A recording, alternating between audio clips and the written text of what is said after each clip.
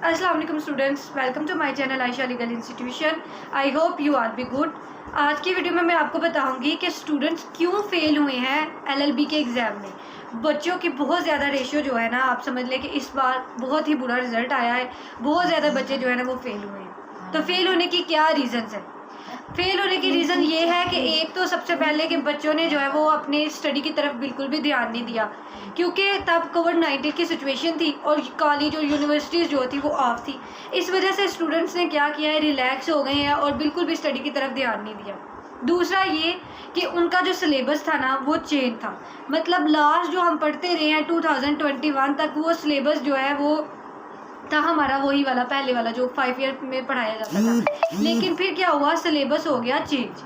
Syllabus change होने की वजह से जो है इंग्लिश का और पॉलिटिकल साइंस का, तो स्टूडेंट को बेसिक जो गाइडलाइन है ना वो उन्हें कहीं से नहीं। एक तो जो स्टूडेंट्स के लिए गाइडलाइन होनी चाहिए वो उन्हें नहीं मिली, कुछ उन्होंने खुद मेहनत नहीं की। तीसरी बात यह है कि स्टूडेंट्स की प्रेजेंटेशन। अब बच्चा नया आया होता है, उसे ये पता नहीं होता कि मैंने अपनी प्रेजेंटेशन किस तरह से लिखनी है। वो लॉ को बड़ा इजी लेता है कि भाई लॉ है तो मैं जिसको इजीली कर लूँगा। लेकिन आपको ये जहन में रखना चाहिए कि जब आपके लॉ में एडमिशन के लिए लेट कंपलसरी कर दिया गया है, लेट में जो है बच्चों के चांसेस बहुत कम है। एक बार अटैम्प्ट करते हैं, दूसरी बार अटैम्प्ट करते हैं, तो फिर नेक्स्ट टाइम आप क्यों रिलैक्स हो जाते हैं कि अब हमारे लिए जो है वो लॉ में हम एंटर हो गए हैं तो हमारे लिए बहुत ही सिंपल होगा, हम बड़ी इजीली जो है वो पास करेंगे। मतलब ये समझ लें कि बच्चों ने लॉ को बहुत ही ना हल्का समझा हुआ है। लेकिन जब उनका रिज़ल्ट आया है, अब बच्चों को समझ आ गई होगी कि हमें मेहनत करनी है। लेकिन आप लोगों ने जो है वो उदास बिल्कुल नहीं होना, बल्कि मेहनत करनी है और अच्छे स्कोर गेन करने हैं। अब 12 मई को जो है वो टेस्ट, अब 12 मई को जो है वो सप्लीमेंट्री एग्ज़ाम होने वाले हैं। तो स्टूडेंट्स जिनकी 2 या 1 सैप्ली है वो तो रिकवर कर लेंगे, लेकिन जिनकी 3-3 सैप्लीज हैं वो तो फिर दोबारा से एलएलबी पार्ट 1 का जो है एग्ज़ाम देंगे। तो इसलिए आपको जो है उदास होने की ज़रूरत नहीं है। मेहनत करें, इंशाल्लाह अल्लाह पाक जो है इसको आपका अजर ज़रूर देंगे आपकी मेहनत का। लेकिन मेहनत के बगैर कामयाबी नहीं है। मतलब लॉ अगर आप समझे कि आपके लिए हलवा है तो ऐसा बिल्कुल नहीं है। थोड़ी सी मेहनत करनी पड़ेगी तो ही जो है आप इसमें कामयाब हो सकते हैं। और इसको अब ये मैं आपको बताती हूँ कि आप किस तरह से अपनी प्रेपरेशन कर सकते हैं। प्रेपरेशन करने का ये तरीका है कि आपके जो कंसेप्ट हैं वो क्लियर होने चाहिए। मतलब जो आपने याद करना है उसको आपने कंसेप्चुअल याद किया हो। ये ना हो कि आप एफएससी वाला वो समझिए कि हम इसको सारा रट्टा लगाएंगे तो हमें जो है बड़ा इजीली याद हो जाएगा। ऐसा बिल्कुल नहीं है, बल्कि आपको इसको समझ के अच्छी तरह से जो है वो लॉ को याद करना पड़ेगा, और तभी जो आपका चेकर है वो देखेगा, इम्प्रेस होगा। और दूसरी बात आपकी प्रेजेंटेशन है। प्रेजेंटेशन भी बाज़ औक़ात मैंने ये भी कहते लोगों को सुना है कि लॉ के पेपर में जस्ट हम अपना नेम लिखा है तो हम तब भी पास हो जाते हैं।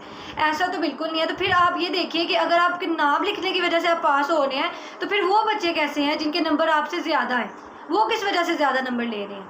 बच्चे जो आगे चेक कर बैठा होता है वो कोई ऐसा ही नहीं, वो पढ़ा लिखा एक बंदा होता है, लॉ ग्रेजुएट होता है, उसे सारा पता होता है। तो इसलिए जब भी आपने लिखना है आप रेलेवेंट मटेरियल लिखिए, इरेलेवेंट बिल्कुल ना लिखिए और मेहनत करें। इंशाल्लाह आप जब अपीयर होंगे एग्ज़ाम के लिए तो आपको जो है तैयारी के साथ जाना चाहिए, ताकि आप जितने भी आपको क्वेश्चन आए आपको पता होगा मैंने ये पढ़े हुए हैं, मैं इसके रिलेटेड जो है मटेरियल लिख सकता हूँ। और इसके अलावा अगर आप अपनी प्रेपरेशन करना चाहते हैं तो हमें ऑनलाइन क्लासेस में ज्वाइन कर सकते हैं।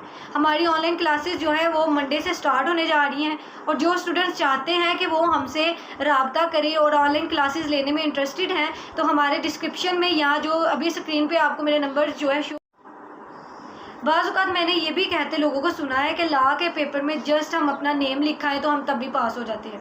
ऐसा तो बिल्कुल नहीं है। तो फिर आप ये देखिए कि अगर आपके नाम लिखने की वजह से आप पास हो रहे हैं तो फिर वो बच्चे कैसे हैं जिनके नंबर आपसे ज़्यादा हैं? वो किस वजह से ज़्यादा नंबर ले रहे हैं? बच्चे जो आगे चेक कर बैठा होता है वो कोई ऐसा ही नहीं, वो पढ़ा लिखा एक बंदा होता है, लॉ ग्रेजुएट होता है, उसे सारा पता होता है। तो इसलिए जब भी आपने लिखना है आप रेलेवेंट मटेरियल लिखिए, इरेलेवेंट बिल्कुल ना लिखिए और मेहनत करें। इंशाल्लाह आप जब अपीयर होंगे एग्ज़ाम के लिए तो आपको जो है तैयारी के साथ जाना चाहिए, ताकि आप जितने भी आपको क्वेश्चन आए आपको पता होगा मैंने ये पढ़े हुए हैं, मैं इसके रिलेटेड जो है मटेरियल लिख सकता हूँ।